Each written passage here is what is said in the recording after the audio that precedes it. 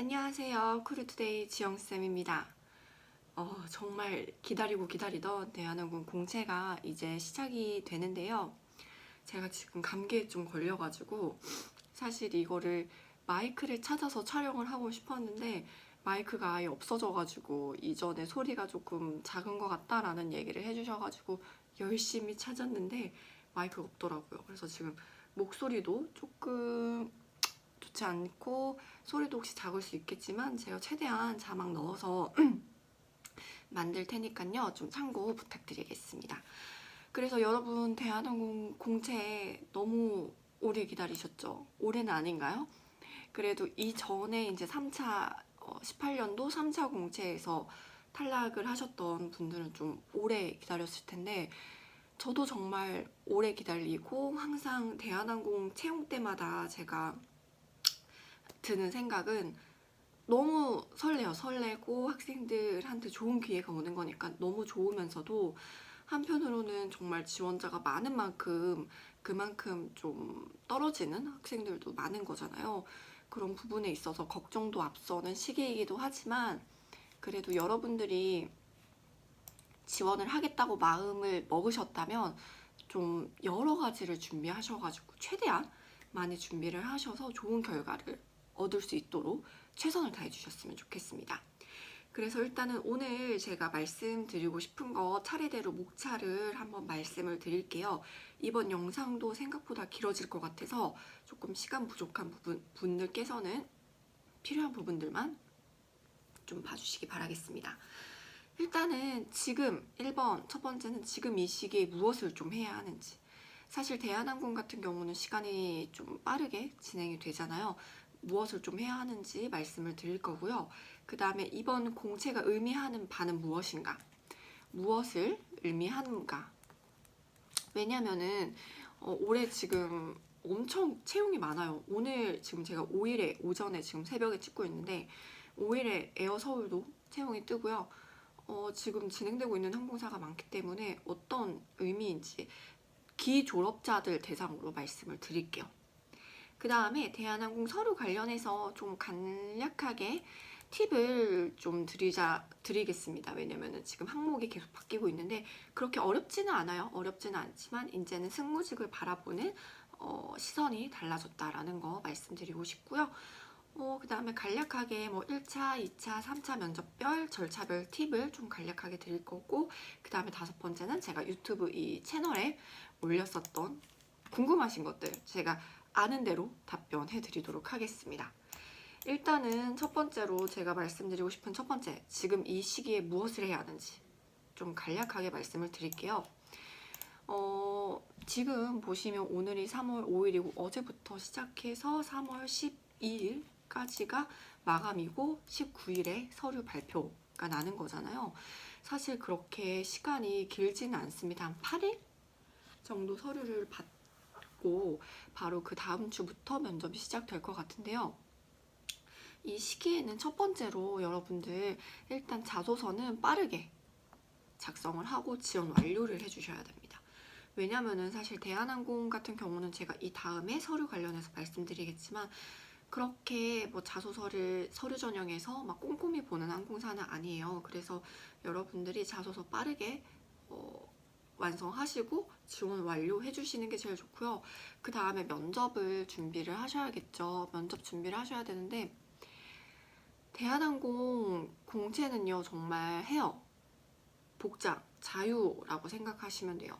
근데 이게 자유라고 하지만 항상 우리 학생들은 유관순 복장으로 흰검을 입고 가잖아요. 근데 이거 제가 잘 한번 생각해 주셨으면 좋겠어요. 만약에 본인이 그게 너무 촌스러운 이미지라면 저는 좀 본인에게 어울리는 헤어스타일과 면접 복장을 입고 가라고 얘기를 해드리고 싶거든요. 그러려면 그거는 좀 미리 준비하셔야 돼요. 19일 날 발표잖아요. 물론 이 회사 사정에 따라 다르겠지만 바로 면접이 시작될 수도 있기 때문에 면접 준비를 지금은 하셔야 되는 시기입니다.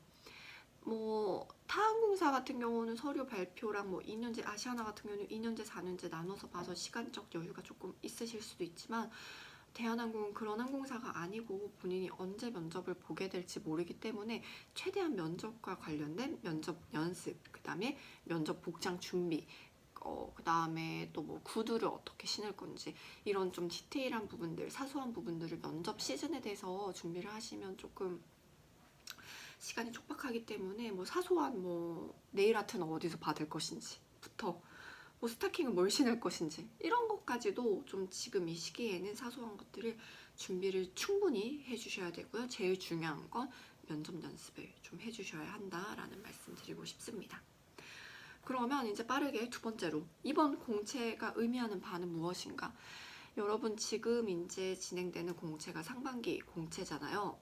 여러분이 만약에 기졸업자, 그러니까 졸업을 하셨던 분들이시면은 지금 기회를 좀 노리시는 게 좋을 것 같아요. 왜냐하면 이후부터는 이제 20년 2월 졸업생들도 충분히 지원이 가능한 졸업 자격이 지원 자격이 되는 거거든요.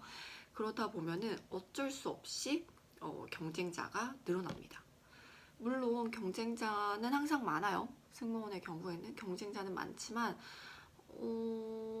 그래도 더 어린 친구들이 졸업해서 지원하기 전에 우리가 먼저 가는 게 좋지 않을까요? 그래서 기졸업자이신 분들은 최대한 빠르게 준비하셔서 부족한 부분이 있으면 차근차근 좀 준비를 하시면서 지원을 하시는 게 저는 좋을 것 같고요. 이번 공채가 의미하는 바는 이제 50주년이잖아요.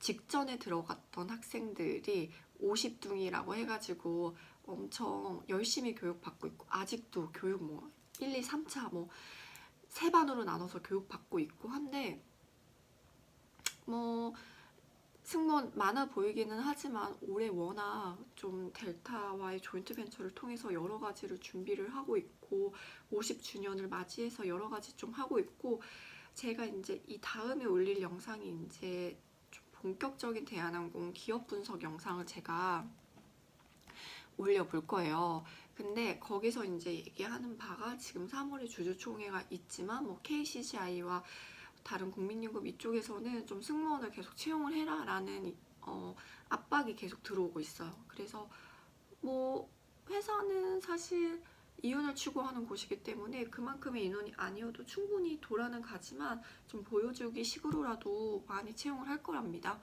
그러면은 여러분 이렇게 보여주기 식으로라도 많이 채용할 때 들어가는 게 제일 좋겠죠. 정말 2017년에 공채 한 번 떴을 때 너무 힘들었잖아요.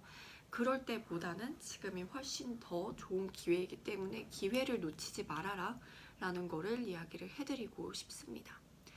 앞에 조금 짧게 말씀드렸고요. 이제 본격적으로 서류 관련 팁부터 드리고 그 다음에 절차별 팁 Q&A 관련해서 말씀드릴게요. 일단 서류부터 보겠습니다. 우리 서류 항목 다들 확인하셨죠? 세 가지 항목 600자씩 2017년부터 이 항목은 계속 바뀌고 있습니다. 그러면 일단은 1번 항목부터 볼게요. 대한항공 입사를 위해서 본인이 기울인 노력과 대한항공에서 이루고 싶은 목표를 서술하시오. 이 여러분 근데 자기소개 일단 전체적으로 보면요.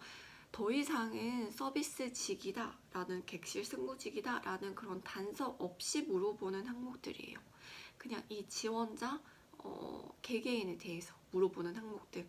그래서 사실 제가 앞전에 말씀드렸지만 대한항공 서류는 그렇게 이제 이 서류 전형에서 큰 영향을 미치지는 않습니다. 타 항공사에 비해. 근데 이걸 잘 써야 되는 이유는요.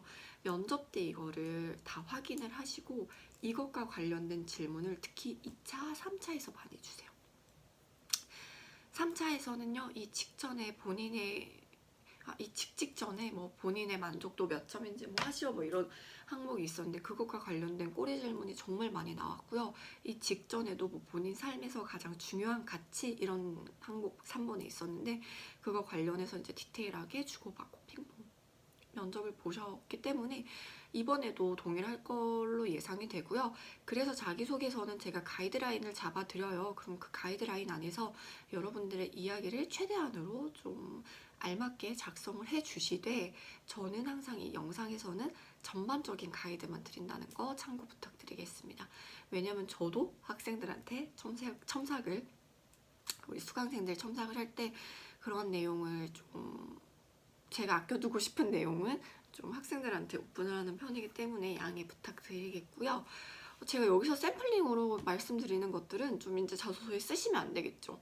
많은 분들이 보시기 때문에 샘플링된 내용은 쓰지 않으시는 게 좋을 것 같습니다. 일단은 그래서 1번부터 보면요. 이 입사를 위해 본인이 기울인 노력, 이거를 좀 먼저 작성을 해주셔야 되는데, 이 항목을 더 이상 무언가 서비스와 연관을 지으실 필요는 절대 없어요.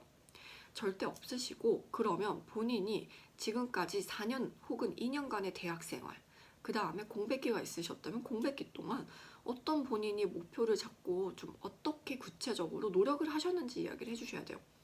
입사를 위해 기울인 노력이 어찌됐건 본인의 뭐 개인적인 일이 될 수도 있겠지만 좀 우리 회사에 도움이 되는 일이 되는 게 좋겠죠. 그러면 물론 내가 내 발전을 위해서 했겠지만 이게 어떻게 회사랑 연관이 지어지는지 그 연결고리를 좀 찾아주시는 게 좋을 것 같아요. 일단은 연결고리를 찾으신 다음에 이 연결고리로 인해서 이 회사에 어떤 도움이 될지를 좀 간략하게 작성을 해주시는 게 좋고요. 이거는 뭐 여러 가지가 있겠죠. 뭐 어학적인 부분이 될 수도 있고 체력적인 부분이 될 수도 있고 뭐 아니면 내가 사회생활 경험이 될 수도 있겠지만 좀 너무 뻔한 얘기는 이야기하지 않으셨으면 좋겠어요. 뭐 이미지를 좋게 만들려고 노력을 했다라던가 뭐 서비스 실력을 길렀다 이런 거는 굳이 언급을 하지 않으셔도 좋습니다. 너무 뻔하니까 그런 이야기는 좀 작성하지 않으시는 게 좋고요. 사실 이거를 제가 디테일하게 말씀을 못 드리는 이유가 이 항목 같은 경우는 제가 이제 학생들의 프로필을 쫙 이제 항상 수업할 때 처음부터 체크를 하는데 그 내용 중에서 좀 이 학생은 이 항목은 이거, 이 항목은 이거, 이 항목은 이거 이런 게 조금씩 보이기는 하더라고요. 물론 대신에 아무 경험이 없으면은 저도 조금 난감하긴 한데 보통은 이제 본인의 에피소드 중에서 무언가 좀 오랜 기간 노력을 기울였던 타당한 이야기를 좀 작성을 해주시는 게 제일 좋고요. 이거는 전혀 이제 뭐 뻔한 내용들 그냥 늘상 생각했던 그런 내용들보다는 본인 이력 중에서 조금 독특하게 이야기할 수 있는 거를 얘기를 해주셨으면 좋겠고 이 이루고 싶은 목표 이것도 정말 여러분 넓게 생각을 하셔야 돼요. 그냥 객실 승무원으로서 열심히 뭐 서비스를 하면서 뭐라 그래야 될까요? 그냥 늘상 하는 그런 서비스를 친절하게 하면서 뭐 칭송을 많이 받겠다? 물론 이런 거 좋긴 하지만요.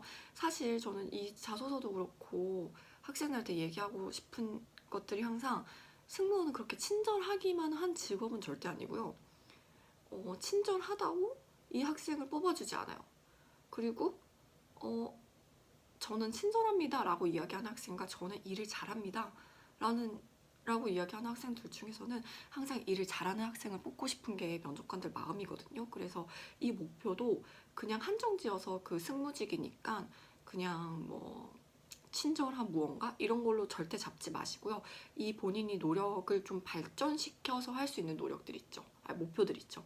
내가 예를 들어서 이게 전공이어서 지금까지 이러이러한 능력을 길렀는데 그럼 나는 이 기업에서 이걸 바탕으로 이러한 영향력을 누군가한테 행사를 하면서 이런 목표를 달성하고 싶다 라는 식으로 이게 좀 이어지게끔 작성을 해주세요. 이게 노력은 이것 따로 뭐 목표는 이것 따로 이게 아니라 지금까지 열심히 노력해왔으니까 이런 목표까지도 이룰 수 있겠구나 라는 식으로 좀 타당하게 작성을 해주셨으면 좋겠습니다. 어찌됐건 1번은 그런 식으로 좀 작성을 해주셨으면 좋겠고 2번 이제 서비스로 넘어가잖아요.